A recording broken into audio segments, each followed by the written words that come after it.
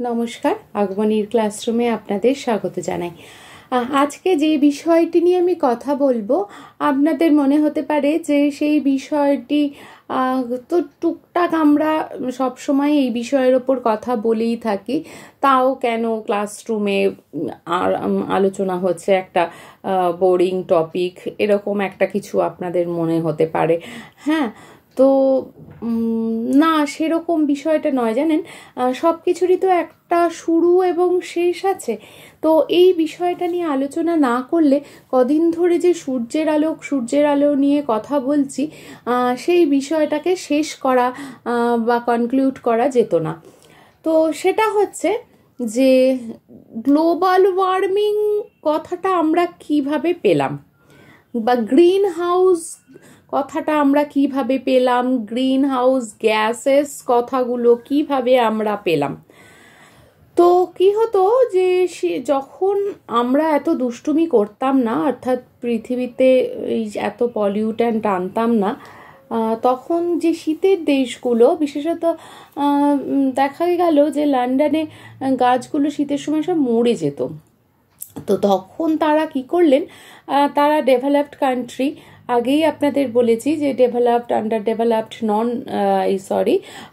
Developing country, এই বিষয়গুলো নিয়ে আগেই আপনাদের সাথে আলোচনা করেছি। তো যারা সে সময় আমাকে শুনতে পারেননি তারা প্লিজ পেছনের দিকে গিয়ে একটু দেখে নেবেন, আর নতুনরা একটু সাবস্ক্রাইব করে দেখে নেবেন।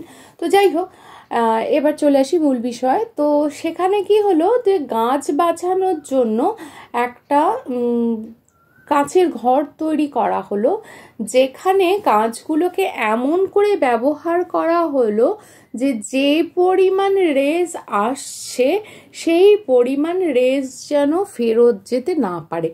তার ফলে কি হবে, ঘরটা গরম হয়ে যাবে এবং ওই টেম্পারেচারে দেখা গেল গাছগুলো খুব ভালো বেড়ে উঠছে। তো ওই কারণে ওটাকে বলা হচ্ছে গ্রিন হাউস। ঠিক আছে, এবার যেটা হলো, আমরা আস্তে আস্তে কি করলাম যে আমাদের নিজেদের স্বার্থে পৃথিবীকে আস্তে আস্তে করে দূষিত করে তুললাম। বিভিন্ন রকম পলিউটেড, বিশেষত ফসিল ফুয়েল যেগুলো, মানে আর কি পেট্রোল, তারপরে কয়লা, এগুলোকে এত ব্যবহার করে পলিউট্যান্টের পরিমাণ প্রচুর, এছাড়া অন্যান্যভাবেও মিথেনের পরিমাণ বাড়িয়ে নিয়ে আমরা কি করলাম, পৃথিবীকে ভীষণভাবে দূষিত করে তুললাম। আর এগুলোর মাত্রা এত পরিমাণ বাড়ালাম, যার ফলে কি হয়েছে, ওই সূর্যের এবার এগুলো একটা লেয়ার তৈরি করে ফেলেছে পৃথিবীতে, এবং সূর্যের আলো যে পরিমাণ আসছে সেই পরিমাণ ফেরত যেতে পারছে না। তো এই সিস্টেমটাকে এই জন্য গ্রিন হাউসের সাথে তুলনা করা হচ্ছে। এবং এই যে গ্যাসগুলো যেগুলো কি করছে না, সূর্যের আলোকে ফেরত যেতে দিচ্ছে না, সেগুলোকে গ্রিন হাউস গ্যাস নামে আখ্যা দেওয়া হচ্ছে। এবারে হচ্ছে, এই হলো গ্রিন হাউস এবং গ্রিন হাউস গ্যাস।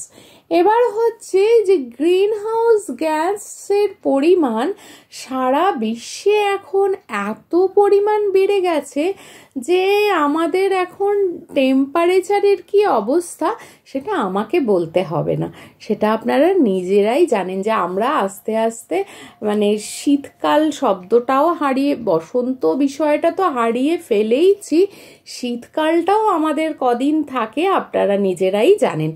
হ্যাঁ, সে কথা আমার আর বলে দিতে হবে না যে শীতকাল বিষয়টাই আমরা হারিয়ে ফেলছি এখন।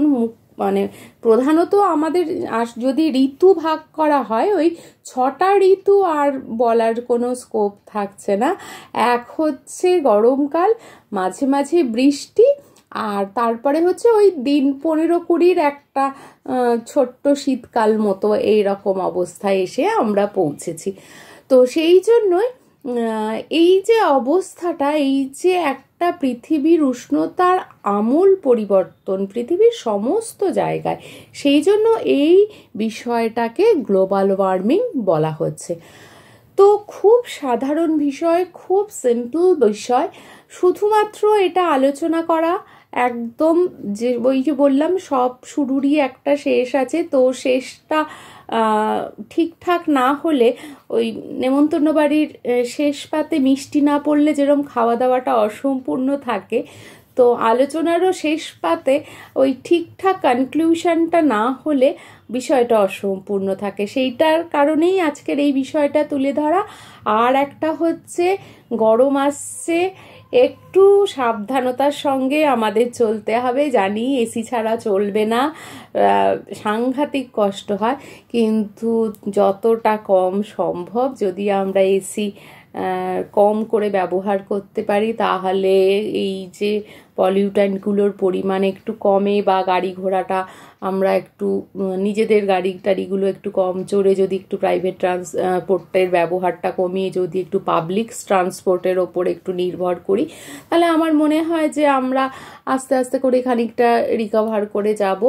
তো চলুন এই বিষয়গুলো এখানেই শেষ করি, আর একটু নিজেরাও সচেতন হইনি, কদিন সময় আছে হাতে এখনো ভাববার মতো, তো ভেবে গুছিয়ে নিজেদের একটু তৈরি করে নিই যাতে ভবিষ্যতে ভালো থাকতে পারি। সুতরাং ভালো থাকুন, সুস্থ থাকুন, সচেতন থাকুন, আর হচ্ছে নতুনরা সাবস্ক্রাইব করে নিও প্লিজ।